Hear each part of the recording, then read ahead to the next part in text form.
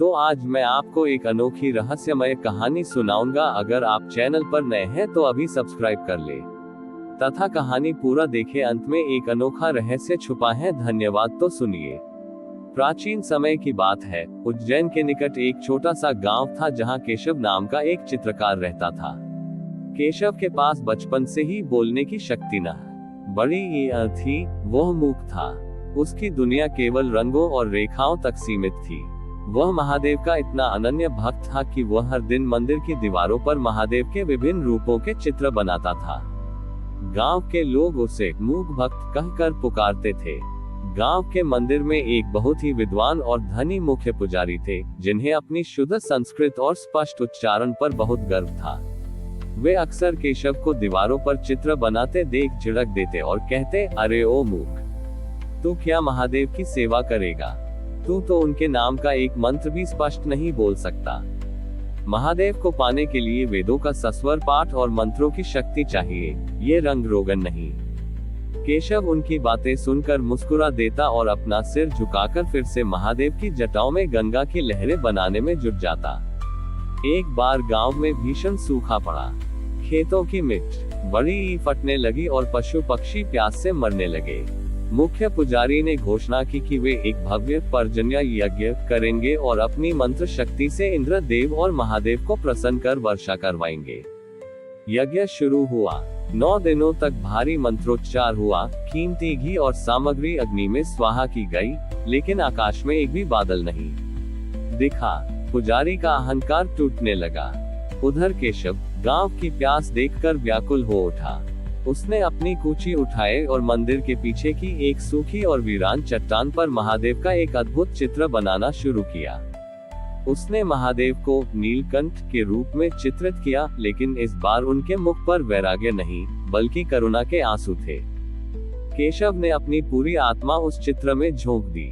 चित्र पूरा होते होते केशव की आंखों से भी अविरल आंसू बहने लगे। उसने अपनी उंगली काटकर अपने रक्त से महादेव के माथे पर तीसरा नेत्र बनाया। जैसे ही चित्र पूरा हुआ, एक चमत्कार हुआ।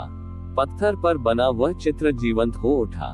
महादेव के उन चित्रित आंसुओं से जल की एक धारा फूट पड़ी और देखते ही देखते सूखी चट्टान से एक शीतल झरना बहने लगा। गांव की प्यास बुझ गई और तभी मूसलाधार वर्षा होने लगी। मुख्य पुजारी भागते हुए वहां पहुंचे और ये दृश्य देखकर स्तब्ध रह गए।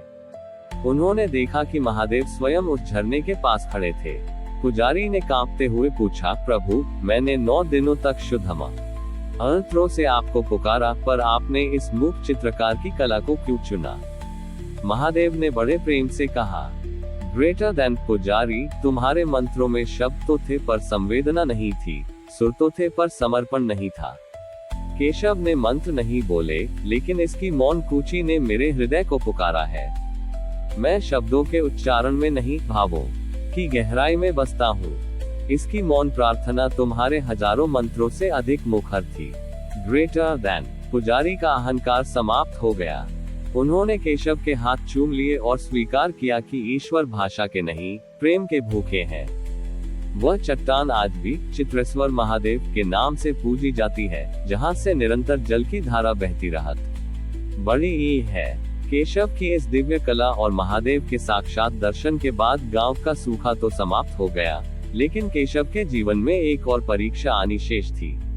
उस झरने के पास से बहने वाली जलधारा ने गांव के खेतों को हरा भरा कर दिया, पर आश्चर्य की बात यह थी कि उस झरने का पानी केवल उन्हीं के खेतों की ओर मुड़ता था जिनके मन में परोपकार की भावना होती थी। जो लोग स्वार्थी थे, उनके खेतों तक पहुंचते ही पानी लुप्त हो जाता था। ये देखकर गांव के कुछ धनवान जमींदार परेशान हो गए। उन्हें लगा कि केशव ने महादेव के चित्र में कोई जादू कर दिया है। उन्होंने केशव को आदेश दिया कि वह एक ऐसा चित्र बनाए जिससे उनके भंडारों में स्वर्ण भर आए। केशव ने हाथ के इशारे से मना कर दिया, जिसका अर्थ था कि उसकी कला केवल महादेव और मानवता के लिए है, लोभ के लिए नहीं। क्रोधित होकर उन जमींदारों ने आधी रात को मंदिर की उस चट्टान पर बने महादेव के चित्र को मिटाने का प्रयास किया। उन्होंने काले रंग और मिट्टी से उस सुंदर चित्र को ढकने की कोशिश की। जैसे ही उन्होंने चित्र पर काला रंग फेंका, वह रंग उन लोगों के अपने चेहरों पर चिपक गया और वे अंधे हो गए। पूरे गांव में चीख पुकार मच गई।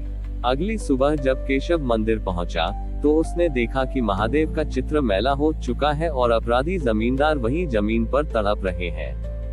पुजारी जी ने कहा, केशव, इन्होंने महादेव का अपमान किया है, इन्हें इनके कर्मों का फल मिल गया है। लेकिन केशव का हृदय तो करुणा का सागर था। उसने महादेव के सामने हाथ जोड़े और अपनी कूची उठाई। इस बार उसने महादेव का एक और स्वरूप बनाया, क्षमाशील शंकर। उसने चित्र में महादेव के हाथ अभय मुद्रा में दिखाए, जिससे प्रकाश की किरणें निकल रही थी। जैसे ही उसने चित्र को पूर्ण किया, वह काला रंग उन जमींदारों के चेहरों से हट गया और उनकी आंखों की रोशनी वापस आ गई।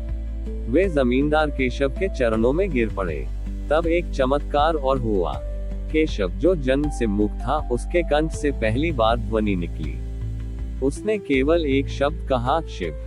उसकी आवाज में इतना माधुर्य था कि पूरा वातावरण गूंज उठा। महादेव ने केशव को वाणी का वरदान नहीं दिया था, बल्कि उसे सत्यवाणी दी थी। अब वह जो कुछ भी कहता, वह लोक कल्याण के लिए सिद्ध होता। केशव ने अपनी सारी धन संपत्ति और कला को एक पाठशाला बनाने में लगा दिया, जहां वह बच्चों को सिखाता था कि चित्रकारी केवल रंग भरना नहीं, बल्कि अपनी आत्मा को ईश्वर के साथ एकाकार करना है। वह मंदिर परिसर अब केवल पूजा का स्थान नहीं, बल्कि कला और करुणा का संगम बन गया। आज भी उज्जैन के पास वह स्थान मूक मुक्ति धाम के रूप में जाना जाता है, जहां लोग ये सीखने आते हैं कि क्षमा ही सबसे बड़ा धर्म है और सच्ची कला वही है जो शत्रु का भी कल्याण करे। यदि आपकी कला में दया और क्षमा का स्थान है, तो स्वयं महादेव आपकी वाणी और कर्म में निवास करते हैं।